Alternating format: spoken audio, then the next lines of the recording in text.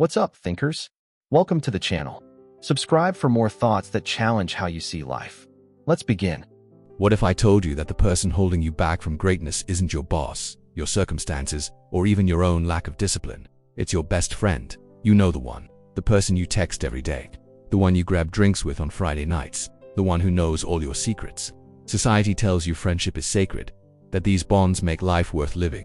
Arthur Schopenhauer called it something else entirely, the most dangerous illusion you'll ever believe. And by the end of this video, you'll understand why the philosopher who changed how we think about human nature believed that your friends are quietly destroying the life you could have built. Or maybe you've already felt this truth but were too afraid to admit it. But first, let me paint you a picture of what I mean. Imagine two versions of yourself. In one timeline, you spend your evenings with friends, scrolling through inside jokes, planning the next hangout, being there for each other's dramas. In another timeline, you spend those same evenings alone, reading, thinking, creating something that could outlast you. Which version of you do you think achieves more? Which version becomes who they're truly capable of becoming?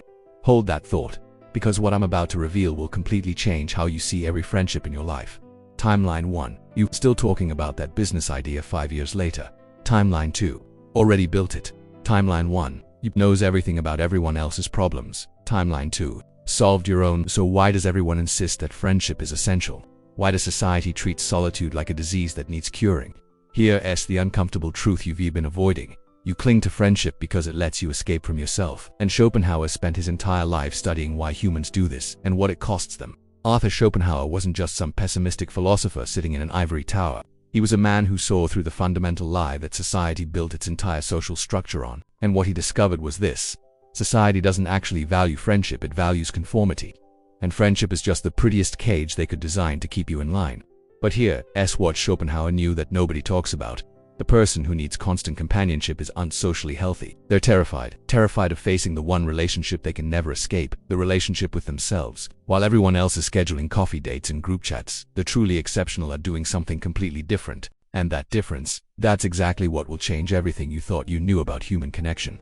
But to understand why, we need to dig into the one thing that makes people more uncomfortable than loneliness itself. Schopenhauer wrote, "A man can be himself only so long as he is alone.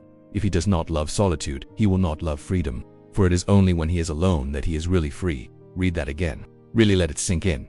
If you cannot be alone, you cannot be free. Every friendship you maintain is a chain you've willingly locked around your own potential. But what happens when someone refuses to wear those chains? What happens when someone chooses themselves over social acceptance? If you've ever felt suffocated by your own friend group, or guilty for wanting to be alone, this video is for you. Like, subscribe, and let's break free from the friendship trap together. Here's the question nobody wants to answer honestly. Why do you actually have friends? Not the Hallmark card answer. Not the because friendship is beautiful nonsense. The real answer. The one that makes you uncomfortable when you think about it at 2 a.m. Schopenhauer discovered something that explains why most friendships exist, and it has nothing to do with genuine connection. You have friends because you're running from something, and that something is the terrifying void of your own company. Think about the last time you were truly alone. No phone, no music, no distractions. Just you and your thoughts. How long did you last before you felt the urge to reach out to someone, anyone, to fill that silence? Be honest, was it 5 minutes, 10, or did you never even try because the thought alone made you anxious? That anxiety, Schopenhauer called it the poverty of one's own nature. Most people are so empty inside, so devoid of inner richness, that they cannot stand their own company. So they surround themselves with others, not because they love these people, but because they fear themselves. Your friendships aren't built on connection. They're built on escape. But here's where it gets really interesting. Schopenhauer realized that this creates a vicious cycle. The more you avoid yourself through friendship, the emptier you become. And the emptier you become, the more desperately you cling to others, until you've built an entire identity around being the friend, never realizing you've lost yourself completely. Schopenhauer observed, "We forfeit 3/4 of ourselves in order to be like other people." 3/4, think about that number. You're walking around as 25% of who you could actually be, and you've sacrificed the rest on the altar of fitting in with your friend group. Every inside joke you've memorized, every social obligation you've honored, every time you've bitten your tongue to keep the piece that's a piece of your authentic self you've traded for belonging. And the worst part, you probably don't even remember who you were before you started making those trades. Quick question. When was the last time you hung out with friends and felt energized afterward? Not the fake energy of distraction, the real energy of genuine connection. Can't remember? That's because most modern friendships aren't about connection at all. They're about performance. You perform interest in their problems. They perform interest in yours. You perform enthusiasm for plans you don't want to attend. They perform happiness for your achievements while secretly comparing themselves. Everyone's acting, and nobody's admitting it. Schopenhauer saw through this performance centuries before social media made it a universal plague. He understood that most human interactions are just mutual manipulation dressed up as caring. You listen to their problems because you want them to listen to yours. You celebrate their wins because you want celebration when you win. You show up because you want them to show up for you. There's a word for this kind of transaction. It's not friendship, it's commerce. And here's the part that will make you uncomfortable. Your friends know this too. They just can't admit it any more than you can. Because admitting it would mean facing the terrifying truth that most of your relationships are shallow, transactional, and ultimately meaningless. Schopenhauer wrote, buying books would be a good thing if one could also buy the time to read them. But as a rule, the purchase of books is mistaken for the appropriation of their contents. The same applies to friendship. Collecting friends is not the same as experiencing genuine connection. You're accumulating relationships like you accumulate books on your shelf, never realizing that quantity is suffocating the possibility of quality. Let me show you something that nobody talks about because once you see it, you can't unsee it. Every friendship you maintain has a price, not in money, in something far more valuable: your finite attention, your limited energy, your irreplaceable time. Think about your closest friend.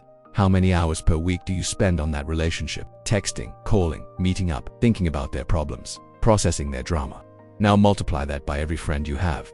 That's hundreds of hours per month, thousands per year, tens of thousands over a lifetime. Now ask yourself, what could you have created with all those hours? What book could you have written? What skill could you have mastered? What business could you have built? What version of yourself could you have become? Your friends aren't just costing you time, they're costing you the life you'll never get to live. But it gets worse, because Schopenhauer discovered something even more insidious about friendship. It doesn't just steal your time, it colonizes your mind. Right now, how much of your mental energy is dedicated to other people's problems, their relationship drama, their work stress, their existential crises?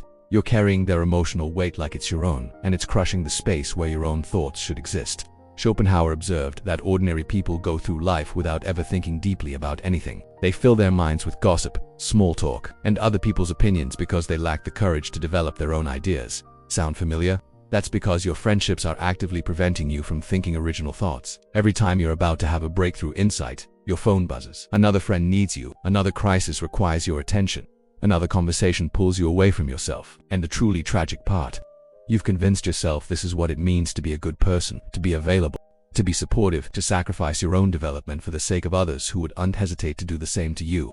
Here's what the productivity gurus and self-help industry woe untell you. Every person who ever created something that mattered did it alone, not just physically alone, mentally alone, free from the constant input and opinions and needs of others. Schopenhauer spent most of his life in deliberate solitude. No close friends, no social calendar, no obligations to anyone but himself. And from that solitude came insights that revolutionized philosophy, insights that still shape how we understand human nature 200 years later. This is the pattern with history's greatest contributors. They appeared antisocial to their contemporaries because they weren't wasting energy on performative friendship. They were building something that would outlast every shallow relationship their peers were maintaining. Think about it. Einstein didn't discover relativity at a party. Newton didn't formulate his laws of motion during happy hour. Marie Curie didn't isolate radium while maintaining an active social life. They understood something that Schopenhauer articulated perfectly. A man can be himself only so long as he is alone. You cannot create anything original while you're constantly consuming other people's energy, opinions, and drama. You cannot think deeply while you're thinking about everyone else. You cannot become who you are meant to be while you're trying to be what your friends need you to be. Solitude isn't loneliness, solitude is freedom. The freedom to think thoughts that might offend someone. The freedom to pursue interests nobody else understands. The freedom to change without permission. The freedom to be wrong, be weird, be completely yourself without performance or apology. But society has taught you to fear this freedom, because solitary people are dangerous to systems that depend on conformity. Now we get to the real reason society pushes friendship so aggressively, and it has nothing to do with your well-being. Schopenhauer understood that society is a collective delusion maintained through mutual agreement. Everyone pretends to enjoy things they hate. Everyone performs happiness they don't feel. Everyone maintains relationships they don't value. Why? Because the system depends on your compliance, and nothing ensures compliance like social obligation. Think about it. Every friendship you maintain is leverage against your freedom. Want to quit your soul-crushing job and move to another country? Can't. Your friends are here. Want to pursue a weird passion that nobody understands? Can't. What would your friends think? Want to completely reinvent yourself? Can't. Your friends know the old you and will subtly pressure you to stay the same. Your friendships aren't supporting you. They're containing you. But here's the deeper mechanism that Schopenhauer exposed. Friends actually want you to succeed beyond their level. They want you to succeed just enough to stay interesting. but not so much that you outgrow them. This isn't conscious malice, it's human nature. When you evolve, you threaten the stability of the group. When you change, you implicitly judge those who stay the same. When you achieve something significant, you make everyone else's achievements look smaller by comparison. So they'll support your dreams, but only the safe ones. They'll encourage your growth, but only the kind that doesn't leave them behind. They'll celebrate your wins, but only when those wins don't make them feel like losers. Schopenhauer wrote, "Every parting gives a foretaste of death. Every reunion a hint of the resurrection." Your friends fear your resurrection into someone greater than who you are now, because that resurrection means the death of the version of you they knew. And if you can change that dramatically, what does that say about their own stagnation? Let me show you how the trap actually works, because once you see the mechanism, you'll recognize it everywhere. Stage 1, connection. You meet someone, you have things in common. You enjoy their company. This part is real. This part feels good. This is what you'll remember when you're defending the friendship later. Stage 2, investment. You start spending regular time together. You share vulnerabilities, you help each other. You're building something valuable, or so it seems. Stage 3, obligation. Slowly, without you noticing, enjoyment becomes expectation. You no longer hang out because you want to. You hang out because you should, because they expect it. Because that's what friends do. Stage 4, resentment. You start feeling drained by the friendship instead of energized. But you can't admit it because that would make you a bad person. So you pretend, you perform. You slowly build a quiet resentment that neither of you acknowledges. Stage 5, imprisonment. Now you're stuck. You've invested too much to walk away. They know too much about you to just disappear. You have mutual friends, shared history, social proof of your bond. Leaving would be dramatic, difficult, and definitive, so you stay. And you call it loyalty, but Schopenhauer would call it cowardice. The cowardice of choosing comfortable imprisonment over uncomfortable freedom.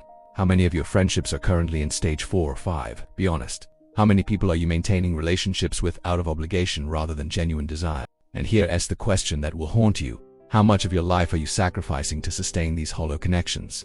Here's something Schopenhauer observed that modern psychology has confirmed: you become the average of the people you spend the most time with, not just in obvious ways like habits and vocabulary, in fundamental ways like ambition, standards, and what you believe is possible. If your friends are content with average lives, average jobs, average relationships, average everything, then maintaining exceptional standards becomes exhausting. You're constantly swimming against the current of their acceptance of mediocrity. They're not trying to hold you back, but their very presence, their contentment with less, makes your pursuit of more seem unreasonable. Excessive proof that you think you're better than them, so you adjust. You lower your standards just enough to fit in. You dim your ambition just enough to seem relatable. You hide your actual goals because sharing them would create distance.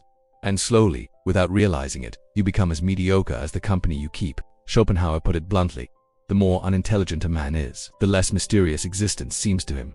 Your friends who are comfortable, who have it all figured out, who aren't tortured by questions about meaning and purpose, they're not more enlightened than you, they're less intelligent, and their contentment is infectious. This is why every great achievement requires distance from normal people, not because you're better than them, but because their normality will normalize you until you forget you were ever capable of abnormal greatness. Arthur Schopenhauer lived what he preached, and his life is the proof of concept for everything I'm telling you. He deliberately chose solitude over society. He avoided deep friendships. He lived alone with his dog for decades. Society called him misanthropic, antisocial, bitter, the same things they probably say about you when you skip the group hangout to work on your project. But here's what happened while society was judging him. Schopenhauer developed a philosophy that influenced everyone from Nietzsche to Freud to Einstein. His ideas shaped how we understand will, consciousness, and human motivation. His work outlasted every well-adjusted contemporary who pitied his loneliness.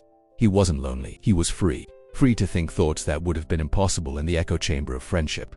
Free to pursue truths that would have been censored by social pressure. Free to become who he actually was instead of who others needed him to be. And from that freedom came insights that changed human understanding itself. This is the pattern. The person everyone dismisses as antisocial suddenly emerges with something that makes all their social butterfly friends irrelevant. Because while those friends were optimizing their social calendars, the solitary one was optimizing their mind. Schopenhauer proved that the cost of friendship isn't just time and energy, it's potential itself. Every hour spent being a good friend is an hour not spent becoming a great person.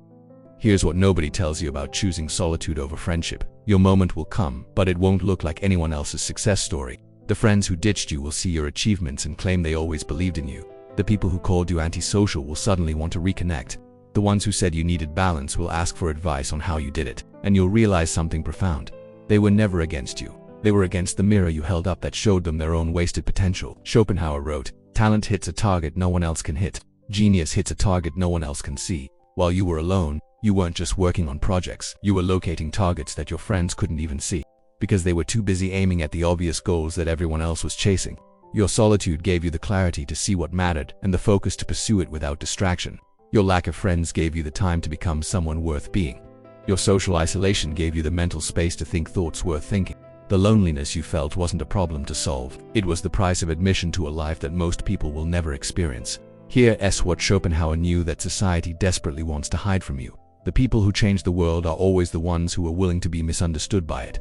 Every friendship you maintain to avoid being misunderstood is a compromise with mediocrity. Every social obligation you honor to prove you're normal is a betrayal of your potential. Every moment you spend being the friend is a moment stolen from becoming the person. You have a choice. You've always had a choice. But now you can't pretend you don't see it. You can keep your friends. You can maintain the performance. You can prioritize being liked over being great.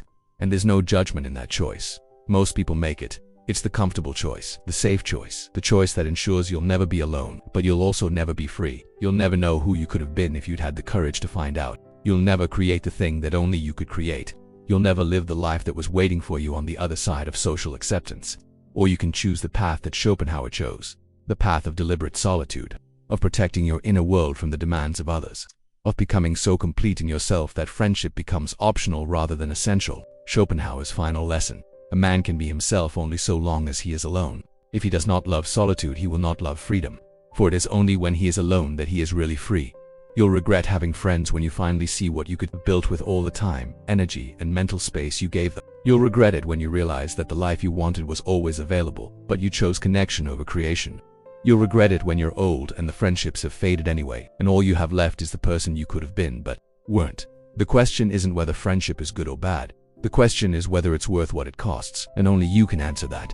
But Schopenhauer would remind you of one final truth: you can always make friends later, you can always reconnect, you can always return to society, but you can never get back the years you spent being who others needed instead of who you were meant to be. If this video made you question every friendship you have, or if you recognized yourself as someone trapped in social obligations, let me know in the comments. What's the dream you've been sacrificing for the sake of maintaining friendships? What could you create if you gave yourself permission to be alone? And if you want more content that challenges everything society taught you about how to live, subscribe and hit that notification bell. Because we're just getting started with truths that will make you uncomfortable, free you from expectations, and possibly save you from a life of regret. The friendship trap is real. The only question is whether you're brave enough to escape it.